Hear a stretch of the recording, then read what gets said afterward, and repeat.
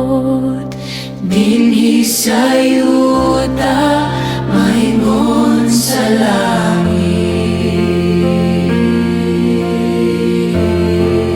Ang kalanon namo sa matag adlaw, ihatag ka namo karon adlaw, ug pasayloa kami sa among mga sala.